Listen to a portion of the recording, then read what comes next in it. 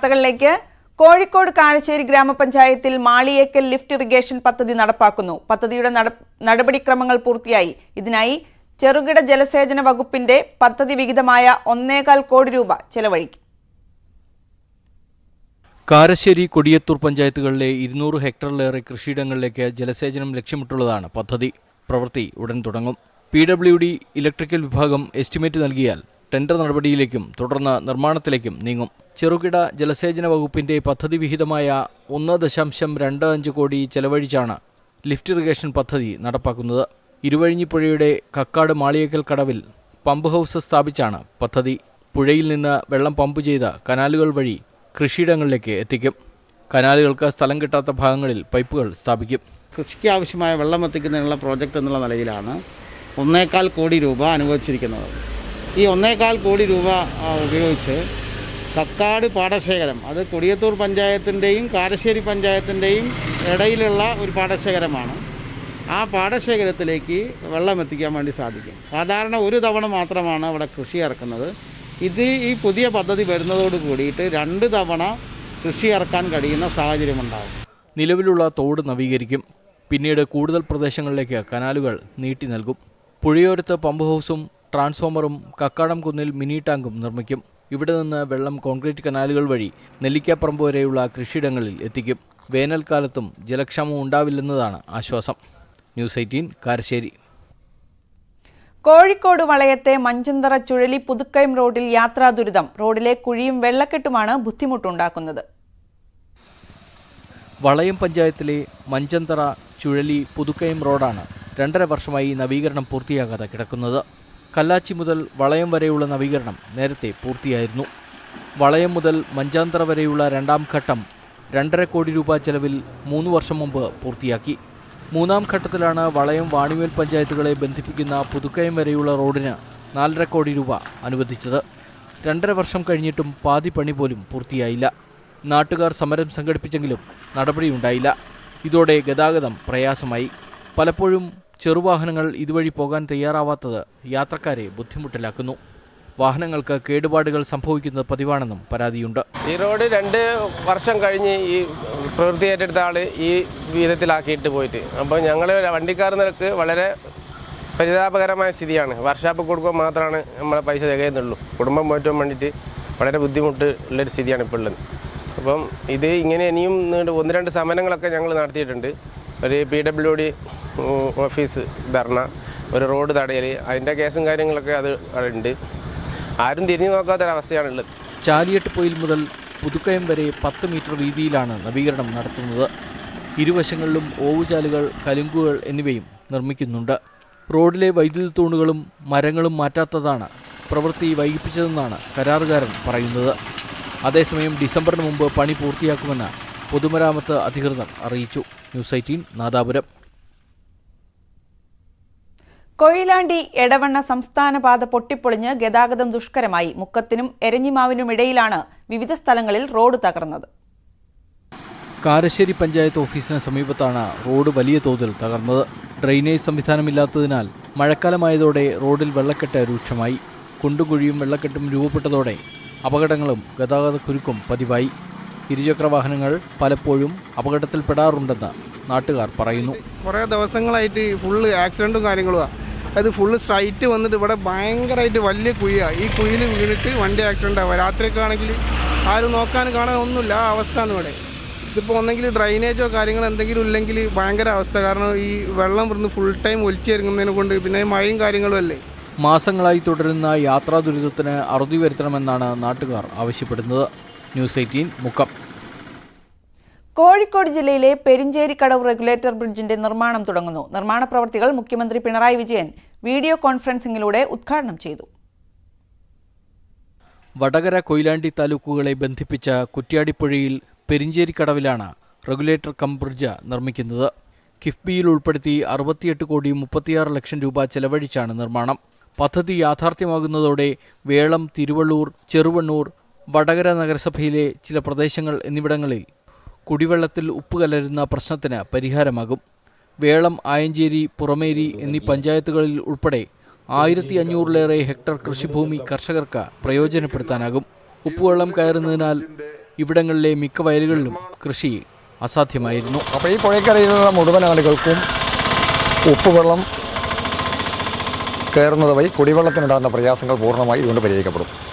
അതുമുതൽ അങ്ങോട്ട് കുറ്റ്യാടി നിയോജകമണ്ഡലത്തിൽ വരുന്ന കുറ്റ്യാടി പഞ്ചായത്തിലും മറുകരയിലെ ചങ്ങരോത്ത് ചെറുവണ്ണൂർ പഞ്ചായത്തുകൾക്കും ഇതിൻ്റെ ഗുണം കുടിവെള്ള പദ്ധതിയായി ബന്ധപ്പെട്ടിട്ടുണ്ട്. കേരള ഇറിഗേഷൻ ഇൻഫ്രാസ്ട്രക്ചർ ഡെവലപ്മെന്റ് കോർപ്പറേഷനാണ് റെഗുലേറ്റർ കം ബ്രിഡ്ജിന്റെ നിർമ്മാണ മേൽനോട്ടം. 18 മാസം കൊണ്ട് നിർമ്മാണം പൂർത്തിയാക്കും. 95 മീറ്റർ നീളമുള്ള പാലവും അപ്രോച്ച് റോഡും നിർമ്മിക്കും.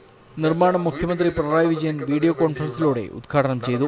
ചടങ്ങിൽ മന്ത്രി ടി.പി. രാമകൃഷ്ണൻ, പാറക്കൽ അബ്ദുള്ള MLA എന്നിവർ പങ്കെടുത്തു. ന്യൂസ് 18 കുറ്റ്യാടി. സംസ്ഥാനത്തെ ആദ്യ മെഗാ ഫുഡ് പാർക്ക് കഞ്ചിക്കോട് പ്രവർത്തനം തുടങ്ങി. കേന്ദ്ര സഹായത്തോടെ നടപ്പാക്കുന്ന പദ്ധതിയിൽ സംഭരണത്തിനും സംസ്കരണത്തിനും വിപുലമായ സൗകര്യങ്ങളാണ് ഒരുക്കിയിട്ടുള്ളത്. പാലക്കാട്, എലപ്പുള്ളി, പുതുശ്ശേരി വില്ലേജുകളിലായി 79.42 ഏക്കർ സ്ഥലത്താണ് മെഗാ ഫുഡ് പാർക്ക് പ്രവർത്തനം ആരംഭിച്ചത്.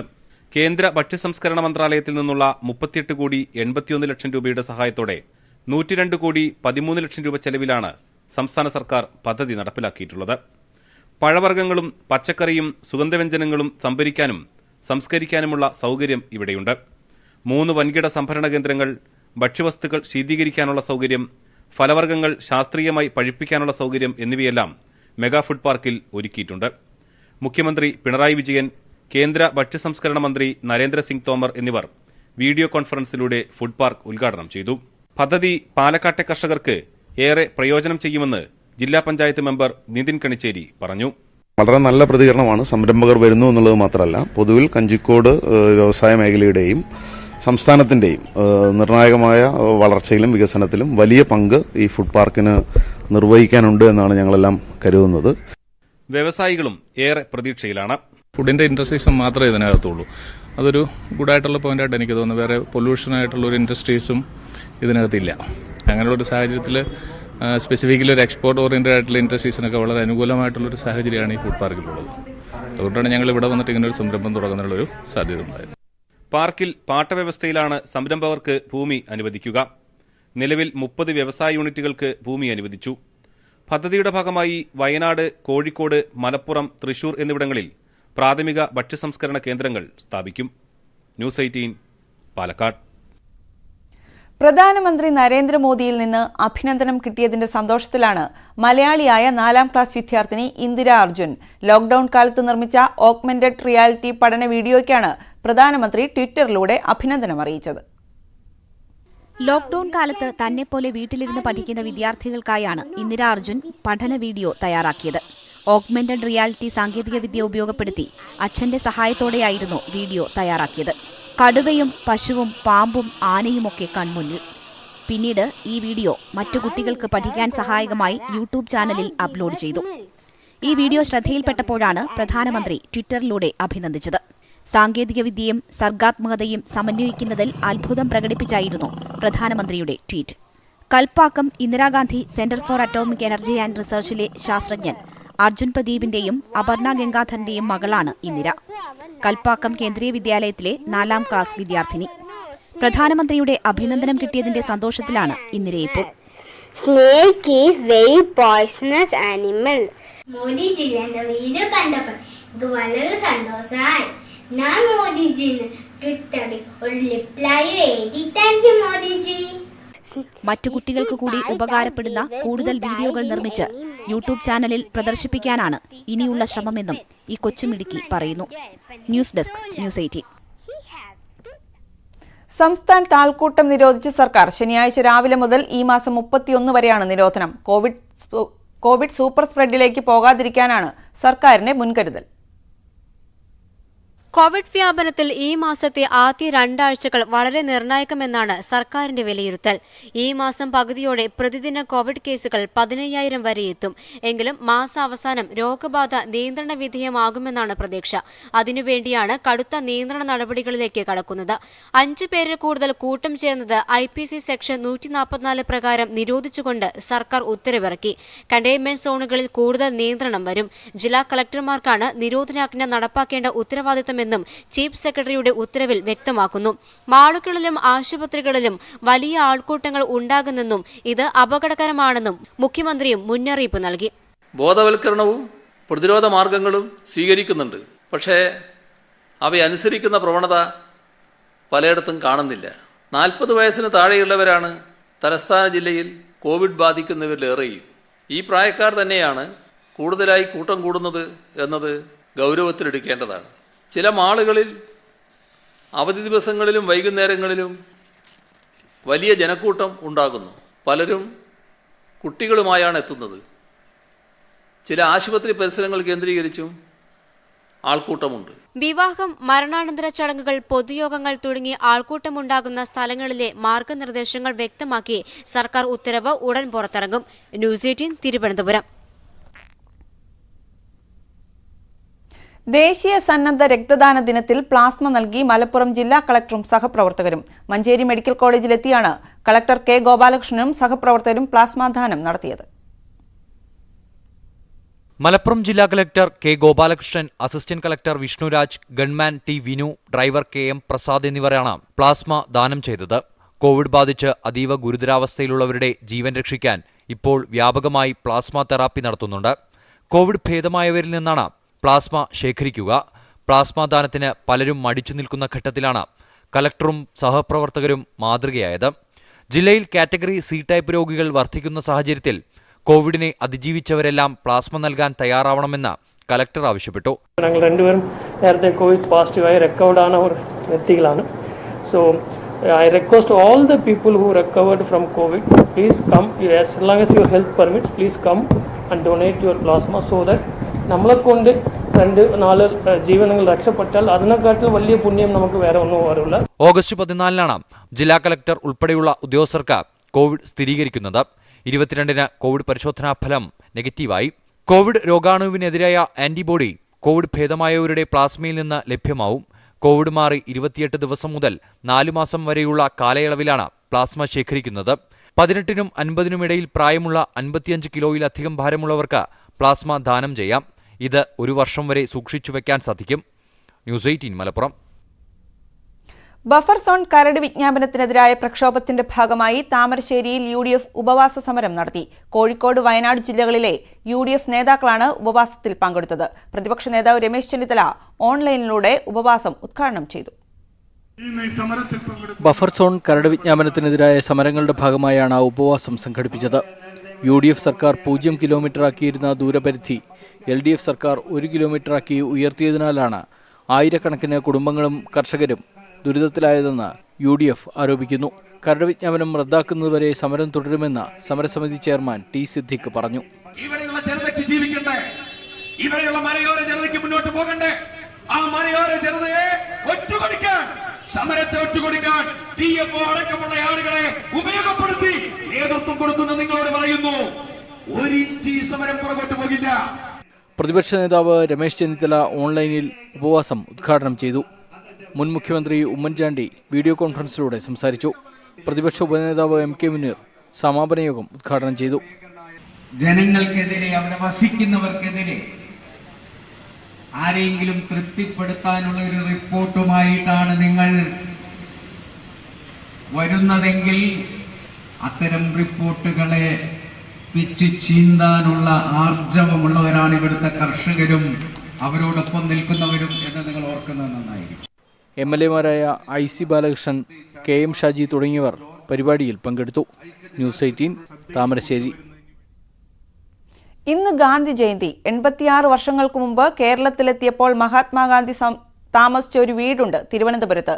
ഗാന്ധിജിയുടെ ഓർമ്മകൾ നിറയുന്ന മൂലവിളാകത്തുള്ള ഈ വീട് ചരിത്ര സ്മാരകമാക്കി മാറ്റണമെന്ന ആവശ്യം ശക്തമാവുകയാണ്. പട്ടിക വിഭാഗങ്ങളുടെ നവോത്ഥാന മുന്നേറ്റത്തിന് കരുത്തുപകരാനുള്ള ധനസമാഹരണത്തിനായി 1934 ജനുവരി സംഘടിപ്പിച്ച പരിപാടിയിൽ പങ്കെടുക്കാനാണ് ഗാന്ധിജി തിരുവനന്തപുരത്തെത്തിയത്. അന്ന് പലരും നൽകിയ വാഗ്ദാനങ്ങൾ നിരസിച്ച് മഹാകവി കുമാരനാശാന്റെ സഹോദരി ഭർത്താവിന്റെ ഉടമസ്ഥതയിലുണ്ടായിരുന്ന ഈ വീട്ടിലാണ് ഒരു രാത്രി ഗാന്ധിജി കഴിഞ്ഞത്. കേരളത്തിലെ ആദ്യ ഹരിജൻ ഹോസ്റ്റൽ എന്ന സവിശേഷതയായിരുന്നു ഈ വീട് തെരഞ്ഞെടുക്കാൻ ഗാന്ധിജിയെ പ്രേരിപ്പിച്ചത്. ഗാന്ധിജിയുടെ ഓർമ്മകൾ ഉറങ്ങുന്ന ഈ വീട് വർഷങ്ങൾക്കിപ്പുറം നാശത്തിന്റെ വക്കിലാണ്. 150 വർഷം പഴക്കമുള്ള വീടിന് കേടുപാടുകൾ സംഭവിച്ചു തുടങ്ങി. ഒരു കാലത്ത് വയലിൽ വീട് എന്ന് അറിയപ്പെട്ടിരുന്ന ഇവിടം ചരിത്ര സ്മാരകമാക്കി സംരക്ഷിക്കണമെന്നാണ് മൂലവിളാകം റെസിഡൻസ് അസോസിയേഷന്റെ ആവശ്യം. നമ്മുടെ അസോസിയേഷന്റെ രൂപീകരണ സമയത്ത് ഈ വീടിന്റെ നമ്പറുകൾ ഇടുന്ന സമയത്ത് ഈ പറഞ്ഞ ഗാന്ധിജി വന്ന വീട് ആയതുകൊണ്ടാണ് നമ്മൾ ഏറ്റവും നല്ല നമ്പറായ 101 എന്ന നമ്പർ ഈ വീടിന് കൊടുത്തത്. അതുകൊണ്ട് നമ്മുടെ ഇവിടെയുള്ള എല്ലാവർക്കും വളരെ അഭിമാനവും ഓർക്കാൻ ഏറെ ഇഷ്ടപ്പെടുന്ന ഒരു വീടാണ് ഈ വീട്. ഇതിനെ ഒരു ചരിത്ര സ്മാരകമായി നിലനിർത്തണമെന്നുള്ളത് നമ്മുടെ ആവശ്യം. ശ്രീനാരായണ ഗുരു, അയ്യങ്കാളി അടക്കമുള്ള നവോത്ഥാന നായകരും ഈ ഭവനം സന്ദർശിച്ചിട്ടുണ്ട്. ന്യൂസ് 18 തിരുവനന്തപുരം. യേശുദേവന്റെ ശിഷ്യരുമൊത്തുള്ള തിരുവത്താഴ് ശില്പം തീർത്തിരിക്കുകയാണ് കാസർകോട്ടെ യുവശില്പി റെനീഷ് പൈക്ക. പോളിഷ് വർക്കുകൾ പൂർത്തിയാക്കി ഒരാഴ്ചയ്ക്കകം ശില്പം അയർലൻഡിലേക്ക് അയക്കും. കോട്ടയം കുറുവിലങ്ങാട് സ്വദേശിയും കഴിഞ്ഞ 13 വർഷമായി അയർലൻഡിലെ ഡബ്ലിനിലെ താമസക്കാരനുമായ പിന്റോ ജേക്കബിന്റെ ആവശ്യപ്രകാരമാണ് റെനീഷ് പൈക്ക തിരുവത്താഴ് ശില്പമൊരുക്കിയത്. സോഷ്യൽ മീഡിയയിലൂടെയാണ് റെനീഷിന്റെ ശില്പവേലകൾ കണ്ടറിഞ്ഞത്. 12 ശിഷ്യന്മാരുമൊത്തുള്ള യേശുദേവന്റെ അന്ത്യത്താഴ് ശില്പം 2 മാസമെടുത്താണ് പൂർത്തിയാക്കിയത്. കുമിഴ്മരത്തിൽ 8 അടി നീളത്തിലും 4.5 അടി വീതിയിലുമായി കൊത്തിയെടുത്ത ശില്പത്തിന്റെ നിർമ്മാണ ചെലവ് 1.5 ലക്ഷം രൂപയാണ്. കാസർഗോഡ് വിദ്യാനഗറിലെ മരപ്പണിശാലയിൽ സഹായി ഉമേഷും ശില്പമൊരുക്കാനായി റെനീഷിനൊപ്പമുണ്ട്. ഇത് 8 അടി നീളവും 4.5 അടി വീതിയുമുള്ള കുമിഴ്മരത്തിൽ ചെയ്ത യേശുവിന്റെ തിരുവത്താഴം എന്ന ശില്പമാണ് ഈ ചെയ്തിരിക്കുന്നത്. ഇത് ഏകദേശം ഒരു 2 മാസത്തോളം വർക്ക് ചെയ്താണ് ഈ ശില്പം ഉണ്ടാക്കിയത്. ഇനി ഇത് പോളിഷ് വർക്ക് കഴിഞ്ഞ് 2 ആഴ്ചക്കകം അയർലൻഡിലേക്ക് കൊറിയർ വഴി അയച്ചു കൊടുക്കും. 18 വർഷമായി ഈ രംഗത്ത് തുടരുന്ന റെനീഷിന് നേരത്തെയും വിദേശത്തു നിന്ന് ഓർഡറുകൾ ലഭിച്ചിട്ടുണ്ട്.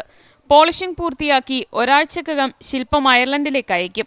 വിഖ്യാത ചിത്രകാരൻ ലിയനാർഡോ ഡാവിഞ്ചിയുടെ തിരുവത്താഴ് ചിത്രത്തിന്റെ മാതൃകയിലാണ് ശില്പമൊരുക്കിയത്.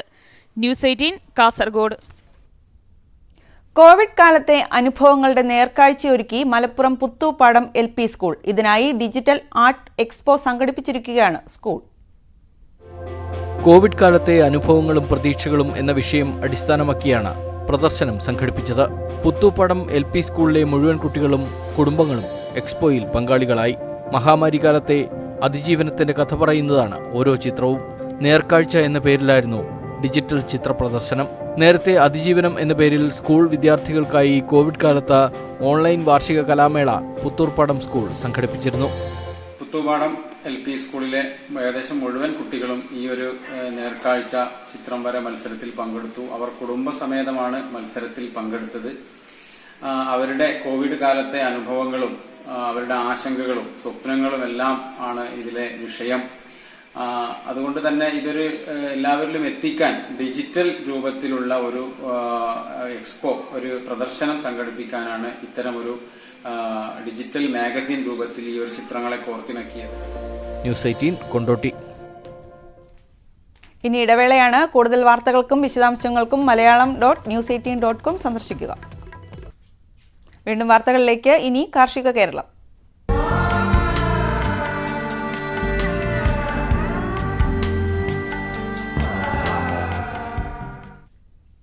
തരിശുഭൂമിയിൽ കൃഷിയിറക്കി കുടുംബശ്രീ പ്രവർത്തകർ. എടവണ്ണ കുണ്ടുതോട് കതിർ അയൽക്കൂട്ട അംഗങ്ങളാണ് 2.5 ഏക്കർ തരിശുഭൂമിയിൽ നെൽകൃഷി ഒരുക്കുന്നത്. 2.5 ഏക്കറോളം വരുന്ന തരിശുഭൂമി കൃഷിയോഗ്യമാക്കിയാണ് കുടുംബശ്രീ അംഗങ്ങളുടെ പ്രവർത്തനം. എടവണ്ണ പഞ്ചായത്തിലെ കുണ്ടുതോടിലെ കതിർ അയൽക്കൂട്ട അംഗങ്ങളാണ് നെൽകൃഷി ഇറക്കിയത്. 5 അംഗങ്ങളുടെ നേതൃത്വത്തിലാണ് കൃഷി. തൊഴിലുറപ്പ് പ്രവർത്തകരാണ് തരിശുഭൂമി കൃഷിയോഗ്യമാക്കി നൽകിയത്. സുഭിക്ഷ കേരളം പദ്ധതിയുടെ ഭാഗമായിട്ട് തരിശുഭൂമി കൃഷിയോഗ്യമാക്കൽ എന്ന പദ്ധതിയിൽ കുണ്ടുതോട് 6-ാം വാർഡിലെ കതിർ ജയൽജി 2.5 ഏക്കർ സ്ഥലത്താണ് ഈ ഞാറുനടൽ ഉദ്ഘാടനം ഇന്ന് നിർവഹിച്ചത്. എടവണ്ണ പഞ്ചായത്ത് മുൻ പ്രസിഡന്റ് പറമ്പാടൻ ജിമ്മയുടെ നേതൃത്വത്തിൽ മറ്റു വിളകളും ഇവിടെ കൃഷി ചെയ്യുന്നുണ്ട്. ഞങ്ങൾ 2.5 ഏക്കറിലാണ് കൃഷി ചെയ്യുന്നത്. നെൽകൃഷിയാണ്. അതിൻ്റെ ഭാഗമായി കതിർ ജയൽജിയാണ്. 5 ആളാണ് സംഘത്തിലുള്ളത്. പ്രളയവും വന്യമൃഗശല്യവും കാരണം കഴിഞ്ഞ വർഷങ്ങളിൽ കൃഷി നശിച്ചിരുന്നു. എങ്കിലും ഭൂമി ലഭിച്ചാൽ കൂടുതൽ കൃഷി ഒരുക്കാൻ തയ്യാറാണിവർ. അനവധി ഭൂമിയുണ്ട്. VP-ക്കാർ തന്നെ ഞങ്ങൾ ചെന്ന് ചോദിച്ചിട്ട് അവർ തരൂല എന്ന് പറഞ്ഞു. അപ്പോൾ അങ്ങനെ കിടക്കണ കുറേ ഭൂമിയുണ്ട്. കിട്ടുകയാണെങ്കിൽ ഞങ്ങൾ മുന്നോട്ട് പോകാൻ തയ്യാറാണ്. ന്യൂസ് 18 എടവണ്ണ. വട്ടവടയിൽ തരിശുനിലത്ത് സർക്കാർ പദ്ധതിയിൽ കൃഷിയിറക്കി കർഷക സംഘങ്ങൾ. പഴത്തോട്ടെ 30 ഏക്കർ സർക്കാർ ഭൂമിയിലാണ് സുഭിക്ഷ കേരളം പദ്ധതി പ്രകാരം JLG ഗ്രൂപ്പുകൾ കൃഷിയിറക്കുന്നത്. ഓരോ ഗ്രൂപ്പിനും 2.5 ഏക്കർ വീതം 3 വർഷത്തേക്കാണ് കൃഷിക്കായി നൽകിയിരിക്കുന്നത്. ശീതകാല പച്ചക്കറി കൃഷിയുടെ കലവറയായ വട്ടവടയിൽ ഇനി തരിശായി സർക്കാർ ഭൂമിയും ഉണ്ടാകില്ല. തരിശുഭൂമിയെല്ലാം ഇനി വിളനിലമാകും. സംസ്ഥാന സർക്കാരിന്റെ സുഭിക്ഷ കേരളം പദ്ധതി പ്രകാരം തരിശു നിലങ്ങൾ വിളനിലമാക്കി മാറ്റുന്നതിന്റെ ഭാഗമായാണ് പഴത്തോട്ടത്തെ സർക്കാർ ഭൂമി 3 വർഷത്തേക്ക് കർഷകർക്ക് കൃഷിക്കായി നൽകിയത്. 2.5 ഏക്കർ വീതമാണ് ഒരു JLG ഗ്രൂപ്പിന് നൽകിയത്. കൃഷിക്ക് നിലമൊരുക്കുന്നതടക്കമുള്ള പ്രാരംഭ പ്രവർത്തനങ്ങൾക്ക് കർഷകർ തുടക്കമിട്ടു. ഈ കോവിഡ് കാലത്തിൽ നമുക്ക് പഞ്ചം വരുന്നുള്ള രീതിയിൽ സർക്കാർ പറഞ്ഞതുകൊണ്ട് ഞങ്ങളിപ്പോൾ JLG ആയിട്ട് തിരിച്ച് ഈ സ്ഥലത്തിന് 11 JLGക്ക് കൊടുത്തിട്ടുണ്ട്. ഉടൻ തന്നെ ഞങ്ങൾ കൃഷി ഇറക്കാനായിട്ട് സ്ഥലം വൃത്തിയാക്കിയിട്ട് ചെയ്യാൻ പോവുകയാണ്. ഉരുളക്കിഴങ്ങ്, കാബേജ്, ക്യാരറ്റ് അടക്കമുള്ളവയാണ് കൃഷി ചെയ്യുന്നത്. ഉൽപ്പാദിപ്പിക്കുന്ന പച്ചക്കറികൾ സംഭരിക്കുവാനും കൃത്യമായ വില നൽകുവാനും ഹോർട്ടികോർപ്പിന്റെ കൃഷിവകുപ്പ് നിർദ്ദേശം നൽകണമെന്ന് കർഷകർ ആവശ്യപ്പെട്ടു. ന്യൂസ് 18 വട്ടവട. തരിശുഭൂമി ഉഴുതുമറിച്ച് നെൽകൃഷി ചെയ്ത യുവാക്കൾ കൊയ്തെടുത്തത് 100 മേനി. കൊല്ലം ചവറയിൽ DYFIയുടെ നേതൃത്വത്തിൽ ഇറക്കിയ കൃഷിയിലാണ് വിളവെടുപ്പ്. ഹരിത കേരള മിഷന്റെ തരിശുരഹിത പ്രവർത്തനങ്ങളുടെ ഭാഗമായാണ് കൃഷി ഇറക്കിയത്. 1 ഹെക്ടർ തരിശുഭൂമി കൃഷിയോഗ്യമാക്കിയായിരുന്നു പ്രവർത്തനം. ഉമ ഇനത്തിൽപ്പെട്ട നെൽവിത്തുകളാണ് വിതച്ചത്. 100 മേനി വിളവും ലഭിച്ചു. കൊയ്ത്തുപാട്ടിന്റെ അകമ്പടിയോടെ ഉത്സവ ലഹരിയിലായിരുന്നു വിളവെടുപ്പ്. ഭക്ഷ്യസുരക്ഷയ്ക്ക് വേണ്ടി നമ്മൾ തന്നെ പ്രവർത്തിക്കണം എന്നുള്ള സ്ഥിതിയാണ്. അതിന്റെ ഭാഗമായിട്ടാണ് നമ്മളെല്ലാം ഒന്നും കൂടിയിരിക്കുന്നത്. ഇവിടെ ഈ കൃഷി പ്രവർത്തനത്തിൽ പങ്കെടുത്ത മുഴുവൻ സുഹൃത്തുക്കളെയും നമ്മുടെ നല്ലവരായ എല്ലാ നാട്ടുകാരെയും അവരുടെ പ്രവർത്തനത്തിന് എല്ലാ അനുമോദനം നൽകുന്നു. തുടർന്നും കൂടുതൽ പ്രദേശം കണ്ടെത്തി കൃഷി ചെയ്യാനാണ് പ്രവർത്തകരുടെ തീരുമാനം. ന്യൂസ് 18 ചവറ.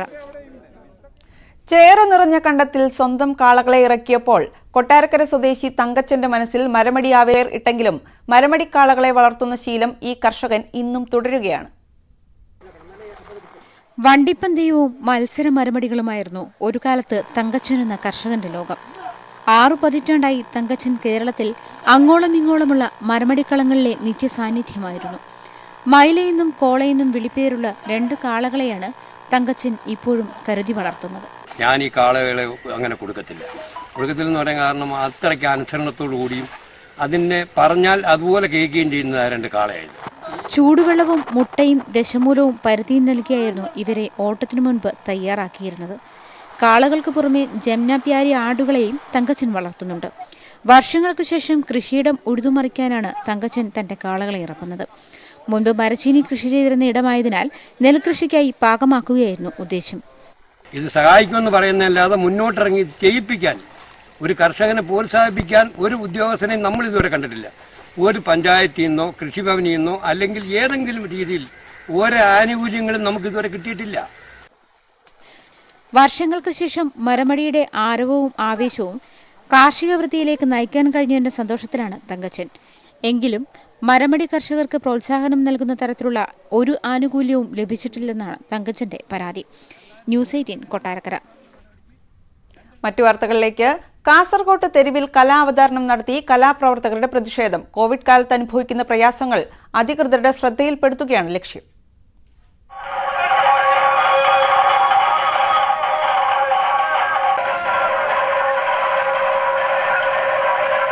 നാടകവും ചിത്രരചനയും ഉസ്താദ് ഹസൻബായിയുടെ ഷഹനായി വാദനവും ബൊമ്മയാട്ട അവതരണവും ഒക്കെയായാണ് കലാകാരന്മാർ തെരുവിൽ പ്രതിഷേധം അറിയിച്ചത്.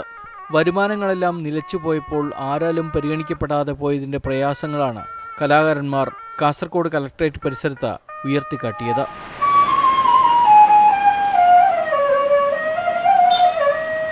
സംസ്കാര സാഹിതിയുടെ നേതൃത്വത്തിൽ നടത്തിയ പ്രതിഷേധ കൂട്ടായ്മ സംസ്ഥാന വൈസ് ചെയർമാനും കേരള ഫോക്ലോർ അക്കാദമി മുൻ സെക്രട്ടറിയുമായ M. പ്രദീപ് കുമാർ ഉദ്ഘാടനം ചെയ്തു.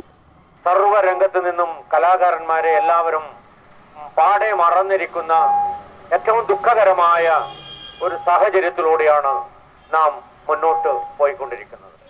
മറ്റു വിഭാഗങ്ങൾക്കൊപ്പം കലാപ്രവർത്തകരെയും പരിഗണിക്കണമെന്നാണ് കലയുടെ കണ്ണീർക്കാലം എന്ന പേരിൽ നടത്തിയ പ്രതിഷേധ കൂട്ടായ്മ ആവശ്യപ്പെടുന്നത്.